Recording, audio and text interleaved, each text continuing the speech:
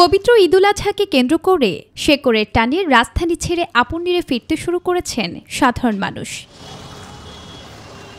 বাস কাউন্টারে দেখা মিলেছে স্বস্তির চিত্রের। পর্যাপ্ত বাস থাকায় এবং সময় মতো ছেড়ে যাওয়ায় বাস নিয়ে সন্তোষ প্রকাশ করেছেন যাত্রীরা। ময়মনসিংহ যাব ঈদের ছুটিতে, ঈদ কাটাতে ফ্যামিলির সাথে। বাসায় যাবো জন্য তো খুশি থাকবেই, কষ্ট করে হলো যেতে পারলে হয়। ঈদের সময় বাড়ি যাওয়া হয়, তখন সবার সাথে একসাথে টাইম স্পেন্ড করা হয়, একটা অন্যরকম একটা অনুভূতি। গতকাল ট্রেন ছাড়তে কিছুটা সময় বিলম্বের অভিযোগ থাকলেও আজ সকাল থেকে সময় মতো প্ল্যাটফর্ম ছেড়ে যাচ্ছে যাত্রীদের কাঙ্ক্ষিত ট্রেনগুলো, যাতে খুশি ঈদে ঘরমুখী যাত্রীরা। আমি আমার দাদু বাড়িতে যাচ্ছি কোরবানি ঈদ করতে। আমার বড় যাচ্ছ, আমার ছোট যাচ্ছ, আমাদের সবাই ফ্যামিলি মিলে আমরা ওখানে কোরবানি ঈদ করব। সবার সাথে ঈদ করতে বাড়ি যাচ্ছি। ট্রেনে যেন সবাই নিরাপদে এবং সময় মতো বাড়ি ফিরতে পারে সেজন্য রেল কর্তৃপক্ষ সর্বোচ্চ চেষ্টা করে যাচ্ছে বলে জানিয়েছেন এই কর্মকর্তা।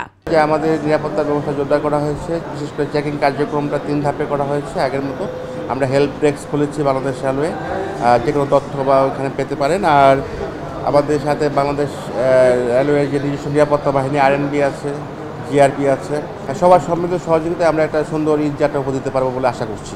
সাধারণ মানুষের নারীর টানে বাড়ি ফেরার পথ চলাকে নিরাপদ, নির্বিঘ্ন এবং সহজতর করার লক্ষ্যে সড়কে সব ধরনের ব্যবস্থা থাকায় উৎসবের আমেজ বিরাজ করছে যাত্রী থেকে শুরু করে সকলের মাঝে।